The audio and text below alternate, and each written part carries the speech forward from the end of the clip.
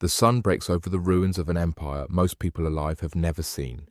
Centuries before digital ledgers and global supply chains, there was a city that minted the most respected coins in the world. Those coins bought grain in distant provinces, paid mercenaries on foreign frontiers, and underwrote vast mercantile networks. For generations, the money was neutral, the lifeblood that flowed without preference, without fear, without distortion. Then, without fanfare, the neutrality began to disappear. First came subtle shifts, heavier coins, promises of redemption that couldn't be kept, accounting tricks whispered in marble halls. At first no one noticed. The merchants still accepted the currency because it had always been accepted. The legions still marched, paid in those same coins because the state still claimed power. But the system was changing from the inside out. The money was no longer a passive medium of exchange. It had become a tool, a lever, a weapon.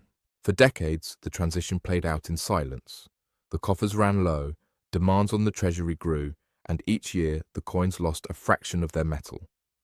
No single event marked the turning point, just a gradual accumulation of compromises. With each adjustment, confidence slipped a little further, and with confidence gone, neutrality was gone too. The merchants began to demand hard pledges. The generals, once loyal, started to take their pay in plunder. Provinces that once produced wealth began to withhold it, conserving what remained. Those closest to the throne whispered of reforms. Those farther away hoarded grain. The money that once bound the empire together now highlighted its fractures. And all the while, the cities that depended on that currency for daily life felt strain but gave no alarm, because the decline was invisible until it was unmistakable. This pattern, neutrality to distortion, confidence to doubt, stability to unraveling, is an old one. It predates coinage itself. In every age where an economic system loses its steady center, the collapse begins not on the battlefield, not in a palace intrigue, but in the marketplace. First subtle, then sudden, collapse leaves a trail of broken promises measured in lost value, unmet obligations, and the quiet shift of power from institutions to whoever controls the last viable units of exchange. You are hearing this narration not as a bystander, not as a distant observer in a museum of antiquity, but as someone living within a system built on the presumed neutrality of its money. The signs are not always loud, they are not always visible, but they have a way of becoming undeniable all at once, precisely when the tools to reverse them are long gone. In every era, the story ends the same way. When money stops being neutral, the world built upon it starts to crumble. Collapse rarely announces itself with spectacle. It does not begin with flags lowered or armies crossing borders. It begins with incentives drifting out of alignment. When the center of a financial system, its currency, ceases to function as an impartial medium and instead becomes a strategic instrument, the stages of a systemic unraveling begin. Large-scale collapse is not chaos, it is a process, it follows structure, and it almost always starts economically. In the first stage, confidence is absolute. The dominant currency is trusted beyond question. It is widely held, deeply liquid, and assumed to be permanent. Contracts are written in it, commodities are priced in it, debt is issued in it across continents. The issuing nation enjoys extraordinary advantages: lower borrowing costs, steady demand for its liabilities, and the ability to finance both prosperity and policy with ease. In the second stage, subtle distortions emerge. Debt grows faster than productivity, consumption outpaces production, structural deficits become normalized, the currency's privileged position allows imbalances to persist without immediate consequence. Because demand for the currency remains strong, discipline weakens. The system can absorb strain, so strain is ignored. The third stage introduces financial engineering. Monetary expansion becomes a recurring tool rather than an emergency measure. Interest rates are managed to preserve stability. Asset prices rise. Wealth appears abundant, yet beneath the surface, real output lags behind financial valuation. Productivity growth slows while leverage expands. The system still functions, convincingly so, but it now depends on continued confidence rather than organic strength. In the fourth stage, neutrality begins to erode. The currency is no longer merely a medium of exchange, it becomes a policy instrument. Access to it can be restricted. Its liquidity can be weaponized. Financial networks built upon it become channels of influence. Trust, once unconditional, becomes conditional. Nations and institutions begin exploring alternatives, not out of rebellion, but out of prudence. The fifth stage is fragmentation. Parallel systems quietly form. Bilateral trade agreements bypass the dominant currency. Reserves diversify incrementally. The shift is gradual enough to deny urgency, yet steady enough to alter incentives. Demand for the currency remains large, but no longer exclusive. The network effect weakens at the margins. The sixth stage is acceleration. A shock, often external, sometimes self-inflicted, exposes the accumulated imbalances. Markets adjust rapidly, liquidity tightens. Confidence, once assumed infinite, proves finite. What was manageable becomes unstable because it was never truly repaired. Finally comes the irreversible phase. At this point, the system does not collapse from attack but from exhaustion. Debt can no longer expand without consequence. Monetary expansion no longer restores confidence. The currency loses its role as neutral arbiter and becomes one option among many. Influence recedes not because power vanished overnight, but because the incentives that sustained it have shifted. Every historical collapse fits some variation of this framework. The names change, the technology evolves, the rhetoric modernizes. But the sequence remains remarkably consistent. Confidence, distortion, expansion, weaponization, fragmentation, acceleration, exhaustion. Understanding this pattern requires stepping back from headlines and personalities. Collapse is rarely about intent. It is about structure. When the economic center bends too far, the political and military consequences simply follow. And history provides more than one example of how this progression unfolds, often in societies convinced their dominance was permanent. At its height, the Roman Empire controlled trade routes stretching from the Atlantic to the Near East. Its roads stitched continents together. Its ports moved grain, metals, wine, and oil across thousands of miles. At the center of this network stood a currency trusted across borders, the silver denarius. For generations, it functioned as a stable unit of account and exchange, accepted from Britannia to Syria without hesitation. Rome's structural advantages were formidable. It possessed productive provinces, disciplined administration, and military power that protected commerce. Conquered territories supplied resources and taxes. The empire did not merely consume wealth, it organized and redistributed it. Its currency reflected that organization, minted with consistent weight and purity, backed by the credibility of an expanding state. But expansion carries hidden costs. As territorial growth slowed in the 2nd and 3rd centuries, the flow of new spoils diminished while obligations expanded. Maintaining legions across vast frontiers grew expensive. Infrastructure aged, urban populations increased. Political instability intensified as emperors rose and fell with alarming speed. Debt, in the modern sense, was not Rome's primary problem. Monetary distortion was. Beginning under emperors such as Nero and accelerating under Caracalla, the silver content of the denarius was gradually reduced. Coins were clipped, alloyed, and reminted. Each debasement seemed minor in isolation, a necessary adjustment to fund defense or placate the army. Yet over decades, the cumulative effect was dramatic. What had once been nearly pure silver became increasingly diluted. The state's reasoning was straightforward. Expanding the money supply allowed Rome to meet its obligations without immediately raising taxes. Soldiers were paid, public works continued. The appearance of stability remained intact. But merchants noticed the difference. Prices rose, not uniformly, but persistently. Trust eroded in small increments. As currency integrity weakened, economic behavior shifted. Producers demanded payment in kind. Taxation increasingly occurred in goods rather than coin. Local economies became more self-contained as long-distance trade lost efficiency. Wealth still moved through the empire, but it no longer accumulated reliably within it. Instead of reinforcing the center, economic activity began fragmenting toward the periphery. Meanwhile, consumption in Rome itself remained high. The urban population relied on grain distributions funded by imperial revenues. Military expenditures consumed a growing share of the treasury. Productivity, however, stagnated. Conquests no longer delivered vast new inflows of resources. Agricultural output faced constraints. Administrative overhead expanded. By the 3rd century, inflation accelerated. Confidence in the denarius deteriorated so severely that new currencies were introduced in attempts to restore credibility. Each reform temporarily slowed decline but could not reverse the structural imbalance between obligations and productive capacity. Monetary instability compounded political instability. Emperors rose promising order only to inherit the same fiscal constraints. Rome did not fall in a single dramatic moment. It hollowed out, trade contracted, urban life diminished, authority decentralized. The currency that once unified an empire became a symptom of its weakening core.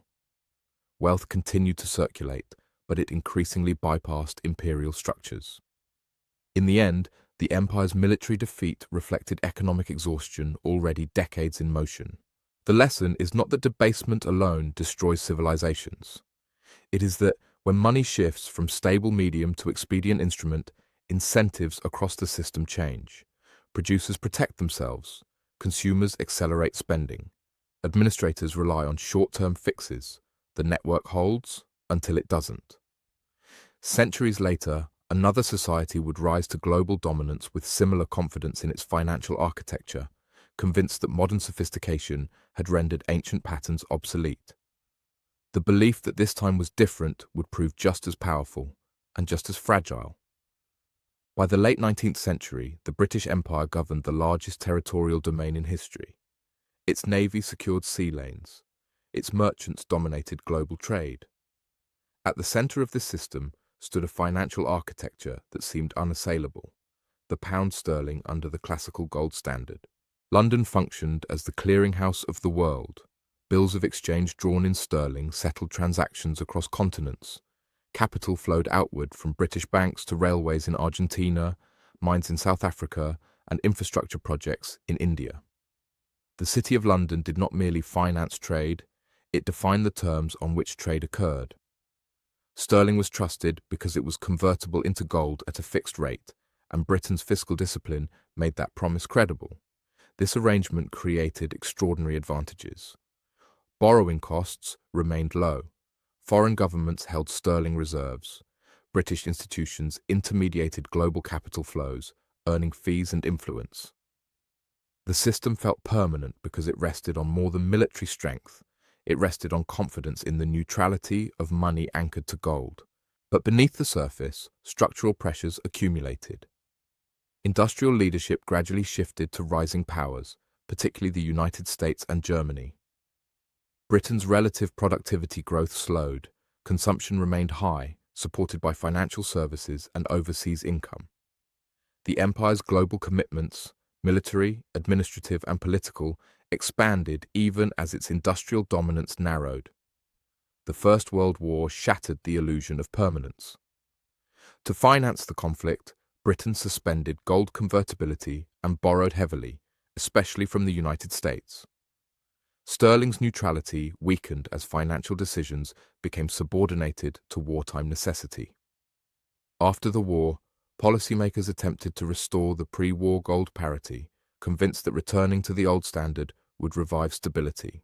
The decision reflected a powerful belief that credibility could be reasserted by policy decree. But the economic landscape had changed. Prices and wages had adjusted during the war years.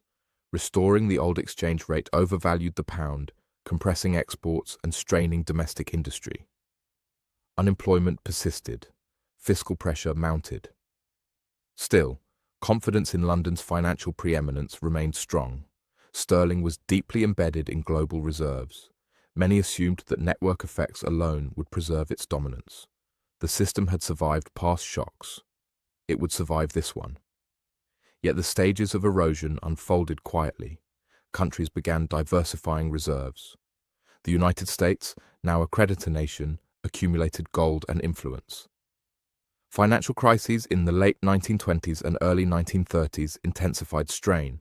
In 1931, Britain abandoned the gold standard. The decision was pragmatic, even necessary. But symbolically, it marked the end of sterling's unquestioned centrality. The empire did not collapse overnight. Trade continued. London remained important.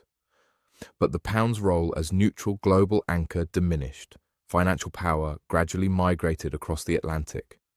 By the mid-20th century, the United States had assumed the position Britain once held, institutionalizing its dominance through new global arrangements after the Second World War. What stands out is not failure of intelligence or patriotism. British policymakers were highly skilled. They believed deeply in the durability of their system. They saw temporary setbacks, not structural realignment. The phrase, "this time is different," was rarely spoken aloud, yet it was embedded in every attempt to recreate past conditions in a changed world. The pattern repeated: confidence, distortion, delay, adjustment, and eventual transition. The currency did not disappear. It simply ceased to be the unquestioned neutral core around which the world revolved. And once again, the shift began economically, long before geopolitical influence visibly receded. In the mid-20th century, a new monetary architecture emerged from the ruins of global war. In 1944, representatives from 44 nations met in Bretton Woods to design a system that would anchor stability to a single center. The arrangement placed the US dollar at the core, convertible into gold at a fixed rate, while other currencies pegged themselves to the dollar. It was not simply a financial agreement, it was a recognition of industrial dominance. The United States produced roughly half of global output at the time. Its gold reserves were unparalleled. Its manufacturing base was intact, while others rebuilt. When convertibility ended in 1971 under Richard Nixon, the dollar did not collapse. Instead, it transformed.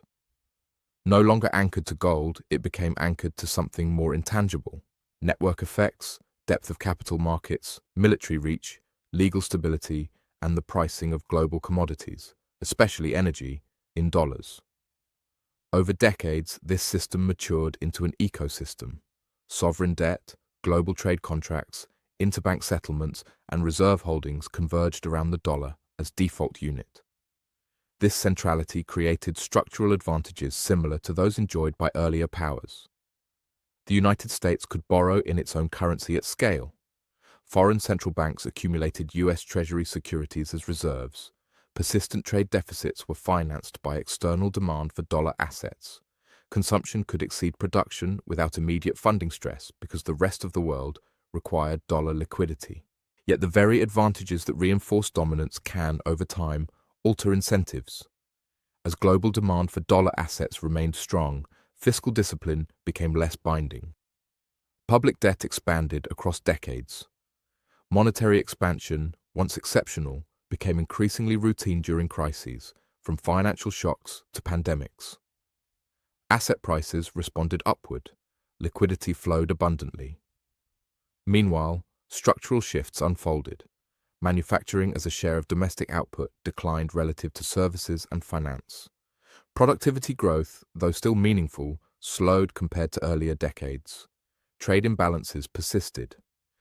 None of these trends signaled imminent failure.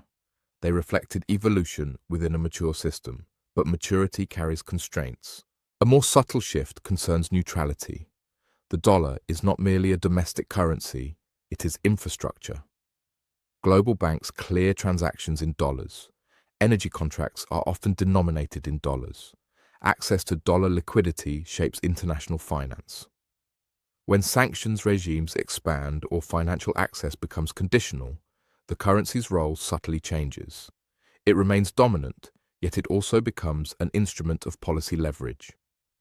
From the perspective of US policymakers, such leverage reflects legitimate national interests. From the perspective of other nations, it introduces strategic risk. The rational response is diversification. Bilateral trade agreements denominated in local currencies slowly increase. Central banks adjust reserve compositions incrementally. Alternative payment systems are explored. not necessarily to overthrow the existing order, but to reduce vulnerability. This is how fragmentation begins, not through dramatic rejection, but through marginal substitution. Confidence in the dollar remains deep, supported by liquid capital markets and institutional credibility. But confidence is no longer unconditional. It becomes calibrated. The critical point is structural. Systems fail when incentives misalign. If global participants perceive that holding dollar assets carries growing political or financial risk, they adapt gradually. If domestic fiscal trajectories rely on persistent external demand, that reliance becomes a constraint. The dollar's dominance is not erased by rhetoric. It is shaped by flows, trade flows, capital flows, and trust flows. No dates define such transitions. No single announcement declares the shift complete. The process is diffuse, statistical, embedded in balance sheets and clearing systems.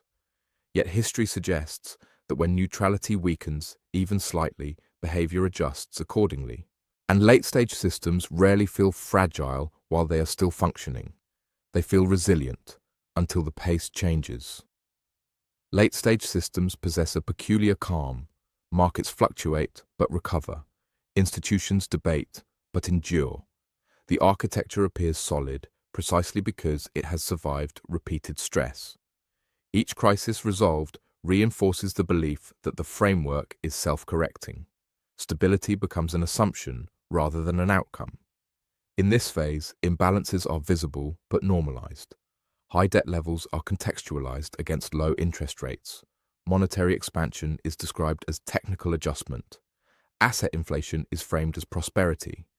Financial complexity deepens, creating layers of abstraction between cause and consequence. Risk is redistributed, securitized, modeled, and priced. The very sophistication designed to manage instability can obscure its accumulation. Institutional denial does not usually manifest as overt rejection of data. It appears as incremental reinterpretation. Warning signs are acknowledged, but deferred. Structural reforms are discussed, but postponed. The costs of immediate correction seem higher than the costs of continued accommodation. And because the system continues to function, the incentive to change remains weak. Narratives play a central role. Every dominant system develops a story about its own permanence. The story may emphasize innovation, military strength, legal order, or market depth. It may cite historical resilience as proof of future resilience. Over time, the narrative becomes embedded in financial decision-making. Investors price assets not only on fundamentals, but on the assumption that the underlying structure will persist. Risk normalization follows. What once would have been considered extraordinary becomes routine.